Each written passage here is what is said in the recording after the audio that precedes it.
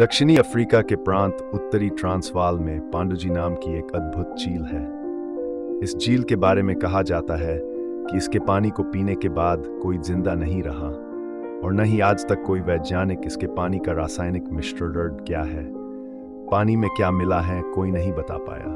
मुटाली नामक जिस नदी से इस झील में पानी आता है, उसके उद्गम स्थल का पता लगाने की भी कोशिशें की गई, मगर इसके बारे में कोई जानकारी नहीं मिल सकी।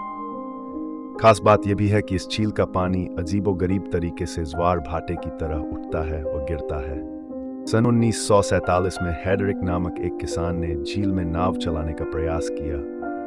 नाव सहित जैसे ही वह झील के बीचों बीच पहुंचा, रहस्यमय तरीके से गायब हो गया। हेडरिक और उसकी नाव का कहीं कोई पता नहीं चल पाया। सन 1953 में बर्नसाइड नामक एक प्रोफेसर ने इस झील के रहस्य से पर्दा उठाने का बीड़ा उठाया। प्रोफेसर बर्नसाइड अपने एक सहयोगी के साथ अलग अलग आकार की 16 शीशियां लेकर पांडुजी झील की तरफ चल पड़े। उन्होंने अपने इस काम में पास ही के बावेंडा कबीले के लोगों को भी शामिल करना चाहा, लेकिन कबीले के लोगों ने जैसे ही पांडुजी झील का नाम सुना तो वे बिना एक पल की देर लगाए वहां से भाग खड़े हुए। कबीले के एक बुजुर्ग आदिवासी ने बर्नसाइड को सलाह दी कि अगर उन्हें अपनी और अपने सहयोगी की जान प्यारी है तो पांडुजी झील के रहस्य को जानने का विचार फौरन ही छोड़ दें।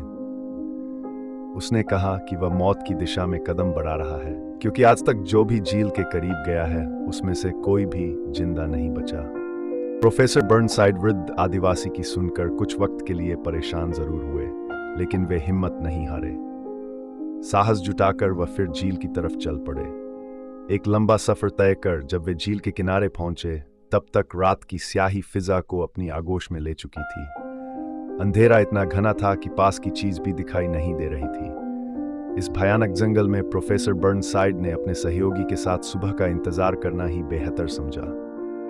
सुबह होते ही बर्नसाइड ने झील के पानी को देखा, जो काले रंग का था।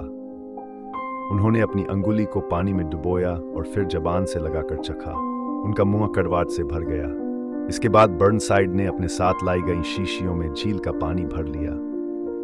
प्रोफेसर ने झील के आसपास उगे पौधों और झाड़ियों के कुछ नमूने भी एकत्रित किए। शाम हो चुकी थी। उन्होंने और उनके सहयोगी ने वहां से चलने का फैसला किया। वे कुछ ही दूर चले थे कि रात घिर आई। वे एक खुली जगह पर रात गुजारने के मकसद से रुक गए। झील के बारे में सुनी बातों को लेकर वे आशंकित थे ही, इसलिए उन्होंने तय किया कि बारी बारी से सोया जाए। जब प्रोफेसर बर्नसाइड सो रहे थे, तब उनके सहयोगी ने कुछ अजीबोगरीब आवाजें सुनी। उसने घबराकर प्रोफेसर को जगाया। सारी बात सुनने पर बर्नसाइड ने आवाज का रहस्य जानने के लिए टार्च जलाकर आसपास देखा, लेकिन उन्हें कुछ भी पता नहीं चला। आवाजों के रहस्य को लेकर वे काफी देर तक सोचते रहे। सवेरे चलने के समय से ही उन्होंने पानी की शीशियों को संभाला तो वे देखकर हैरान रह गए कि शीशियां खाली थीं।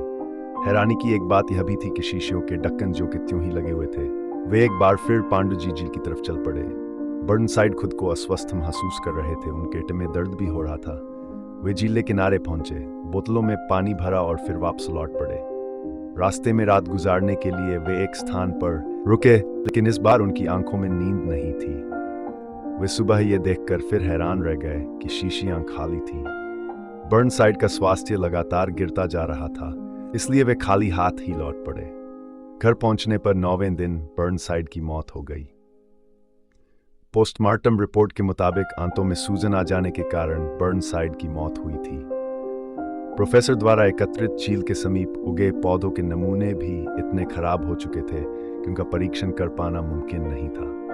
बर्नसाइड का जो सहयोगी उनके साथ पांडुजी झील का रहस्य जानने गया था, उनकी मौत के एक हफ्ते बाद पिकनिक मनाने समुद्र में गया। वह एक नाव में बैठकर समुद्र के किनारे से बहुत दूर चला गया। 2 दिन बाद समुद्र तट पर उसकी लाश पाई गई। आज तक इस रहस्य का पता नहीं लग पाया है कि उसकी मौत महज एक हादसा थी या खौफनाक पांडुजी झील का अभिशाप। इस अभिशप्त झील के बारे में जानकारी हासिल करने वालों की मौत भी इस झील के रहस्य की तरह एक रहस्य बनकर रह गई है। Thanks for watching. ऐसी जानकारी के लिए फॉलो करें, लाइक, सब्सक्राइब करें।